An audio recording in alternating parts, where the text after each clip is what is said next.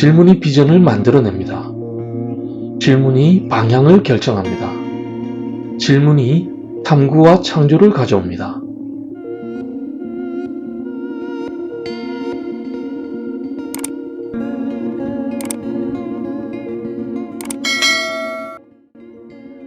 희망 없이는 단 4초도 살 수 없다.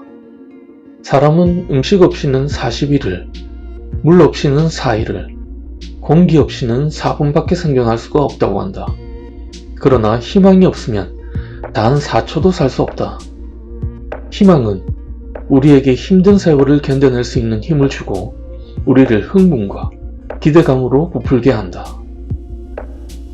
어느 기자가 윈스턴 처칠 수상에게 히틀러 나치 정권에 대항하여 영국이 소유하고 있던 최고의 무기가 무엇이냐고 물었습니다. 처칠은 단 1초도 망설이지 않고 대답을 했습니다. 영국이 소유했던 가장 큰 무기는 바로 희망이었습니다. 행복을 원한다면 남과 비교하지 마라. 단지 행복해지려고만 한다면 쉽게 행복해질 수가 있다. 그러나 우리는 다른 사람들보다 더 행복하게 되기를 바란다. 사람들보다 행복하게 되는 것은 항상 어려운 일이다. 왜냐하면 우리는 다른 사람들이 실제로 더 행복하다고 믿기 때문이다. 행복도 기술입니다. 연습하는 만큼 행복해질 수 있습니다. 행복을 위해 핵심 키워드 중 하나는 남과 비교하지 말라입니다. 알베르 까미는 행복하려면 남들에 대해 지나친 관심을 갖는 것은 금물이라고 이야기했습니다.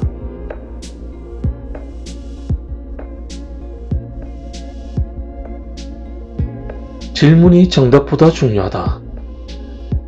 만약 곧 죽을 상황에 처했고 목숨을 구할 방법은 단 1시간 안에 찾아야만 한다면 1시간 중 55분은 올바른 질문을 찾는 데 사용하겠다.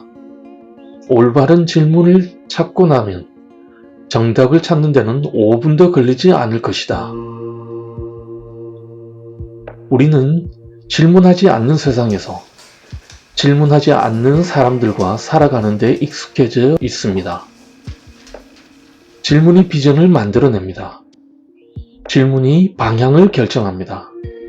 질문이 탐구와 창조를 가져옵니다. 가장 중요한 것은 질문을 멈추지 않는 것입니다. 15대4의 법칙. 시작하기 전에 15분 동안 무엇을 할 것인지 생각하면 나중에 4시간을 절약할 수가 있다. 미리 하루의 일을 생각해서 우선순위를 정하고 하루의 업무를 조직화한 사람은 생각 없이 하루를 보내는 사람들보다 성공할 가능성이 훨씬 높다. 성공하는 사람들은 늘 먼저 큰 그림을 그리는 반면 실패하는 사람들은 생각 없이 바로 일에 착수하는 습관을 가지고 있습니다. 장작을 패는데 쓸 수 있는 시간이 8시간이라면 나는 그중 6시간은 도끼날을 날카롭게 세울 것이다. 라는 링컨의 말은 실천하는 사람들이 성공에 가까이 갈 수 있는 사람입니다. 아주 작은 습관의 차이가 성패를 가릅니다.